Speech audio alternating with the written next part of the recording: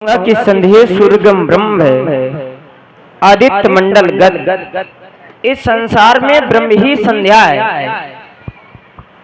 इसका बेस हटा के टेबल डाल दो। हर व्यक्ति को संध्या करनी चाहिए, क्योंकि संध्या करने से दिन के तथा प्रातः संध्या करने से रात्रि के पापों का क्षरण हो जाता है और भूल से किए गए पापों का विनाश हो जाता है। क्या करने से? संध्या करने से। जन्म मृत्यु या देखो भुक्त का शुभाशुभम, नर के शपथ पे कहा एको याद परम गति। भैया इस संसार में निश्चित है कि मनुष्य अकेला जन्म लेता है और अकेले ही मृत्यु को प्राप्त होता है। अकेले ही सुख दुख शुभ अशुभ फल भोगता है और अकेले ही यदि अच्छे कर्म किया तो स्वर्ग की प्राप्ति करता है और बुरे कर्म किया तो नरक की प्राप्ति करता है। संसार प्राणी जानता है, लेकिन संसार में आने के बाद भगवान की कृपा से व्यक्ति को थोड़ा सा धन मिल जाता है और व्यक्ति को घमंड हो जाता है कि संसार में हमसे बड़ा कोई नहीं। व्यक्ति सोचने लगता है संसार में ऐसी कोई भी वस्तु नहीं है जो हमें धन से ना प्राप्त हो सके। लेकिन मेरे मित्रों, संसार में कुछ ऐसी भी चीजें हैं जो हमें धन से कभी नहीं मिलती। जैसे कहा गया धन से पुस्तक मिलती है, धन से पुस्तक मिलती है लेकिन ज्ञान नहीं मिलता है। धन से सुख मिलता है लेकिन आनंद नहीं मिलता। इसमें इको डालो थोड़ा। धन से साथी मिलते हैं लाखों इस दुनिया में।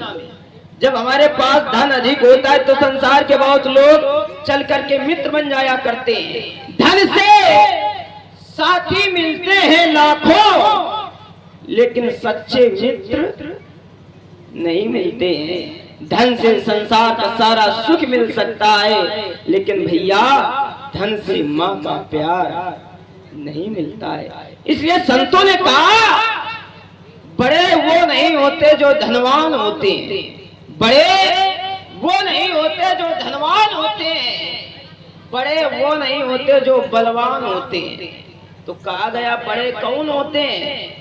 तो कहा गया बड़े वो हुआ करते हैं जिनके आदर और संस्कार बड़े हुआ करते हैं। इस संसार में धनवानों की चर्चा नहीं होती।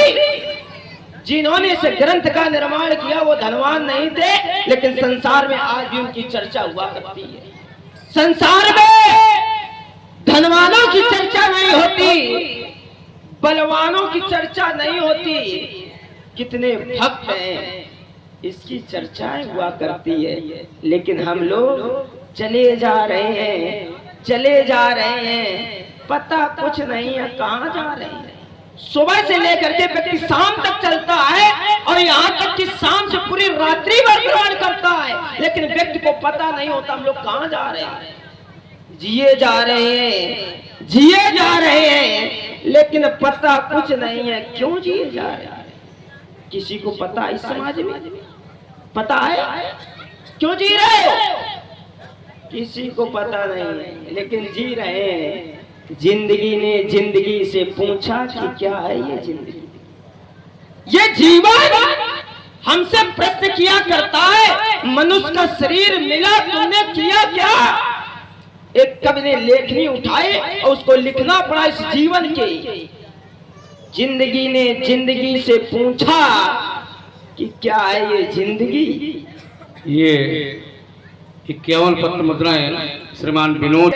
तब गुण लाग बिका है, जब गुण को ग्राहक नहीं तो कौड़ी बदले जाए। चाहे जितने बड़े शंकराचार्य जी हो, लेकिन जब श्रोता ही नहीं सुनने वाले होंगे। लेकिन यहाँ मुझे अच्छा लग रहा है, ऐसा नहीं है, धन हो चाहे ना हो, लेकिन सुनने वाले लोग हैं। चलिए, ये जीवन मिला है। अब ये बात अब सही बना। जिंदगी ने जिंदगी से पूछा कि क्या है ये जिंदगी। जिंदगी जिया हमने भी, जिंदगी जिया आप लोगों ने भी, पर जिंदगी जी करके समझ ना पाए कि क्या है ये जिंदगी है। कभी दुश्मन तो कभी लगती सहेली जिंदगी। ये जीवन कभी कभी लोगों को देखा होगा कि इस जीवन को पाकर के लोग आत्महत्या कर लेते हैं, फांसी लगा लेते हैं, जल में डूब जाते हैं, अग्नि में जल जाते हैं। तो है कभी दुश्मन तो लगती सहेली जिंदगी। कभी कभी लोग मनुष्य का शरीर धारण करते हैं और संसार में कथा भगवान के चरित्र का गुणगान बात गाते हैं। तो है कभी दुश्मन तो कभी लगती सहेली जिंदगी। संत कहते हैं कि कांच और नगीने में बड़ा अंतर होता है, जैसे खून और पसीने में बड़ा अंतर होता है। इसी शरीर में पसीना भी होता है और इसी शरीर में खून भी होता है, लेकिन अंतर जमीन और आसमान का होता है। संत कहते हैं भेड़ों की तरह जिंदगी जीने वालों, हम लोग भेड़ों की तरह आप लोग जिंदगी जी रहे हो। भेड़ों की तरह जिंदगी, भाई भेड़ों की जिंदगी क्या है? श्वास लेने और जीने में बड़ा अंतर होता है। श्वास लेने मात्र को जीवन नहीं कहते, क्योंकि जो आपके द्वार पर पशु बंधा हुआ है ना, वो भी श्वास ले रहा है, आप भी श्वास ले रहे हैं। तो फिर बड़े भाग मानुष तन पावा, ये क्यों? तो श्वास लेने और जीने में अंतर होता है। जीवन किसे कहते हैं? जो धर्म के साथ किया जाए उसे जीवन कहते हैं। धर्मामृतम मत्स्या मरो परां, जो मरने के बाद भी हमारे साथ खड़ा रहे उसका नाम है धर्म। धर्मो विश्व जगता प्रतिष्ठा, धर्म ही सारे संसार का आश्रयभूत है। फिर मैं तो कहता हूँ यतो धर्म ततो जया, जहाँ धर्म होता है वही विजय हुआ करती है। मैंने देखा इस संसार में हर व्यक्ति अपने अपने तरीके से जीवन जी रहा है। कोयल को राग सी, भौरे को पराग सी, पतंगे को चिराग सी लगती है ये जिंदगी। चिड़ियों को चहक सी, तितली को महक सी, मधुमक्खी को शहद सी लगती है ये जिंदगी। चकोर को शशि सी, पुष्प को हंसी सी, लेकिन विडंबना ये है कि इन मनुष्यों को फंसी सी लगती है ये जिंदगी। इन मनुष्यों को फांसी सी लगती है ये जिंदगी। कोयल से पूछो जिंदगी क्या है, तो कोयल कहती है संगीत ही जिंदगी है। मोर से पूछो जिंदगी क्या है, तो मोर कहती है नृत्य ही जिंदगी है, नाचते रहो। भौरे से पूछो जिंदगी क्या है, तो भौरा कहता है गुनगुनाना ही जिंदगी है। संसार के लोगों से पूछो जिंदगी क्या है, कहते हैं भैया कट रही है। संसार के लोगों से पूछो और सब जीवन में कुछ, भैया यहाँ करके बहुत बुरा फंस गए, क्योंकि हमने सुना था कि नृत्य करने वाले आएंगे या नाचने वाले तो ज्यादा है ही नहीं है, तो यहाँ करके फंस गए हैं। तो इन मनुष्यों को फंसी सी लगती है ये जिंदगी। शास्त्र कहते हैं भोगन भुक्ता महिमा भुक्ता, तपो न तप्तम वैमो तप्ता, कालो न यातो वैमो याता, तृष्णा न जीना वैमो जीना। भैया हमें संसार में भोगों को भोगने के लिए जन्म मिला था, लेकिन हुआ उल्टा, भोगों ने हमें ही भोग रखा है। नाव बधी लहरों में मनमानी ना हो, नाव को उस पार जाने में कोई परेशानी ना हो। देख माझी याद रखना कोई नादानी ना हो। नाव तो पानी में हो, नाव तो पानी में हो, पर पानी नाव में ना हो।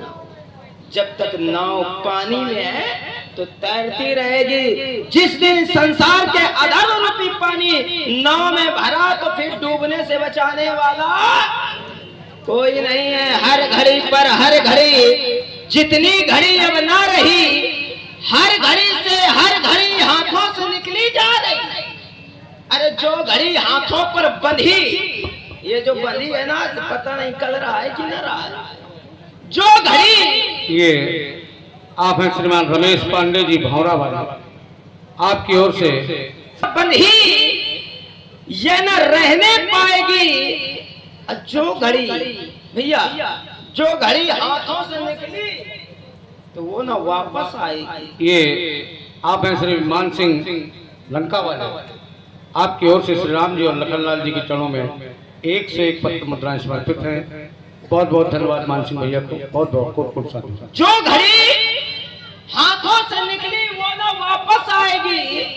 जब घड़ी तेरी घड़ी अंतिम घड़ी पर आएगी तो कितनी भी चाबी भरते रही ना और कितना भी पैसा खर्च कर देना, लेकिन भैया ये घड़ी न रुक पाएगी। क्या क्या, अरे क्या भरोसा है इस जिंदगी का, क्या भरोसा है इस जिंदगी का, क्योंकि साथ देती नहीं है किसी का। ये सांस रुक जाएगी, चलते चलते ये सम्मा बुझ जाएगी, जलते जलते।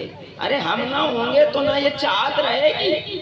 आज हम हैं तो लोग कहते हैं सुरेश नन्ना जी को बुलाइए, ना आज हम हैं वो नन्ना आए तो कहते हैं सुरेश नन्ना जी को बुलाइए। लेकिन अगर वो न होंगे तो ना ये चाहत रहेगी और रास्ता अपनी दुनिया कहेगी। क्योंकि कवि ने कहा है कि तुझको जो मेरा मेरा कहेंगे। बेटा कहता है पिताजी आपके बिना हम मर जाएंगे, आप नहीं रहोगे, सब झूठे हैं। तुझको जो मेरा मेरा कहेंगे जरूरी नहीं है वो तेरे ही रहेंगे। क्योंकि मतलब से मिलते हैं ये दुनिया के साथी, मतलब से मिलते हैं ये दुनिया के साथी। सदा इस मिलन के भरोसे न रहना। ये तुम्हें दिखाई देती है ये जो बसी हुई बस्ती यारों की, भैया धोखे में मत रहना। ये दुनिया है दुकानदारों की। हर व्यक्ति यहाँ दुकान सजा कर बैठा है। और कभी भी ध्यान करना व्यासी, अरे छोड़कर संसार जब तू जाएगा, छोड़कर संसार जब तू जाएगा, कोई न साथी तेरा साथ आएगा।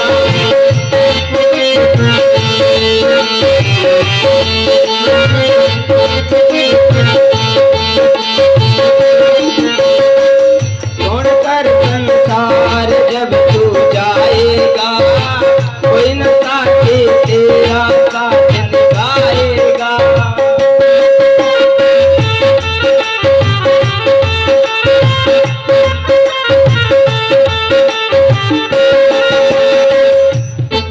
तूने प्रभु का भजन किया ना, सत्संग किया न दो घड़िया।